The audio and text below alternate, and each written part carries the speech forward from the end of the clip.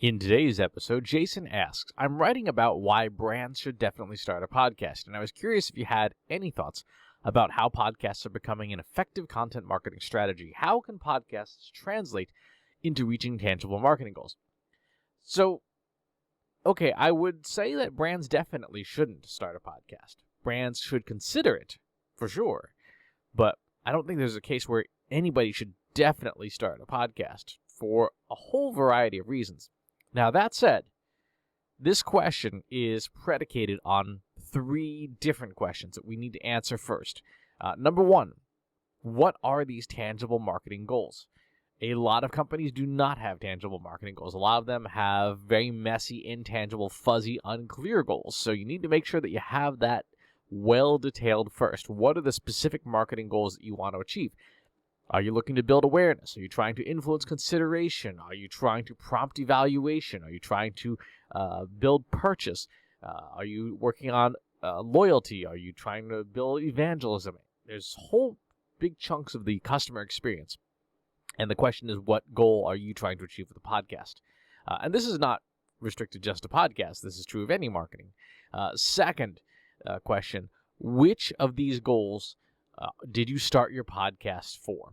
And it's important to be very deliberate about, this is the goal that I want to achieve. This is what we're trying to achieve with a podcast. It is not, let's start a podcast and see what happens. Not if you're doing it for a brand. If you're doing it for yourself personally and you just want to mess around and you want to have something that's sort of a hobby podcast, great. Do that without a specific goal in mind. Have fun with it. There are many, many great shows out there that are essentially just doing it for the fun of it. But if you're doing it for a brand, if you're doing it on work time with work resources, work is going to ask you, what goal are you helping to support? And third, and this is where podcasting in general falls down, and marketers in general fall down, how effective is your measurement strategy? You need to be able to measure things very, very clearly and cleanly to gauge the effectiveness of a podcast or any other form of digital marketing. Therein lies the problem. Podcasts are like any other form of media, right? They can be used to bolster any part of the customer journey. If you're trying to build awareness, you can use a podcast as part of an awareness strategy. If you're trying to build consideration or valuation, you can do like a show about the different types of technology in your space or the different products in your space. You can do things that are specifically for customers, marketing to customers to improve retention and loyalty, helping customers, for example, understand, hey, you bought this thing, here's 400 ways to get use out of it. There are any number of cooking appliances that have started very successful podcasts and YouTube channels and things where they're showing you, hey, you bought this thing, here's how to extract more value out of this thing. The key is understanding what a podcast is and is not good at. And by a podcast here, I assume we are speaking about the audio form of podcasting, not the video form. Fundamentally, someone is taking out their device, and it is almost certainly a smartphone these days. They're sticking in a pair of headphones, and they're listening to the thing, right? What does that look like? It looks like radio. It is essentially a slightly different form of radio.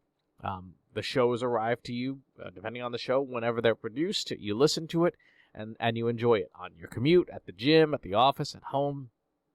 But it's audio. Which means that for the most part, when you look at how people listen to podcasts at the gym, on their commute, in the office, at home, they're generally doing something else, right? That's what audio is really good at. Audio is really good at letting you listen while you work out, while you sit at your desk, while you do this. And that in turn means that podcasts are not great at direct response, not by themselves, right? You can tell somebody, hey, go listen to In-Ear Insights from Trust Insights. Go subscribe to the blog. Go visit my website, ChristopherSpenn.com. Go subscribe to leave a review for marketingovercoffee.com. But people have to be able to remember that and have to have a reason for that. And so where a lot of podcasts fall down is they try to act like a direct response mechanism, and they are not. They are excellent at building brand and community.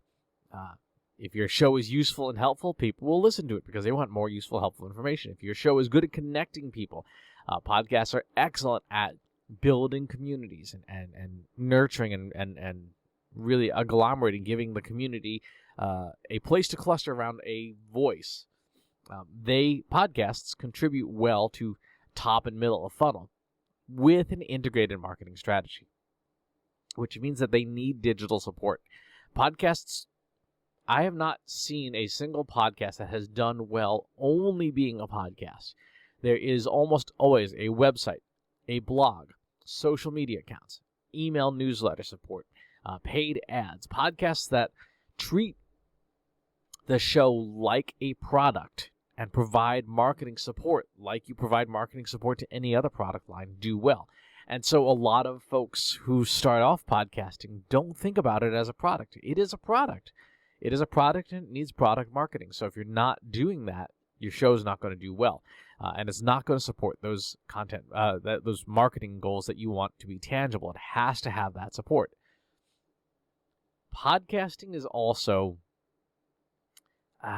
it is like most other forms of new media. It's like SEO when it first came out. It's like email when it first came out, when social first came out, when mobile apps first came out.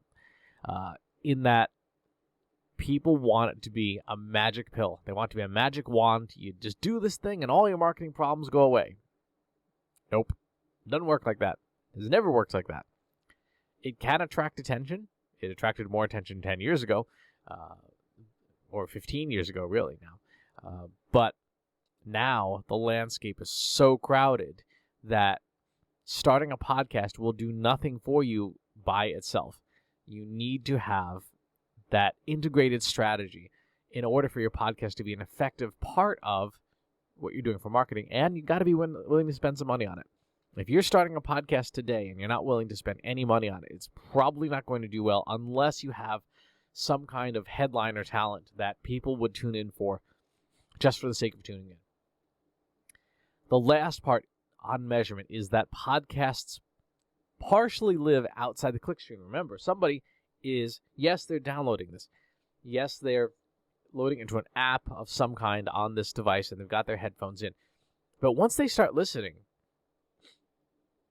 you're really outside of the clickstream. The clickstream breaks, meaning if I'm engaging with, say, your Instagram account, I can click from wherever I am to Instagram, click on the link in your bio on Instagram, go to your website, and I can clearly see that chain of evidence that said this person came from Instagram.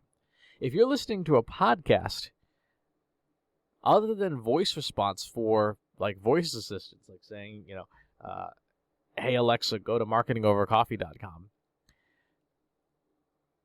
the clickstream breaks.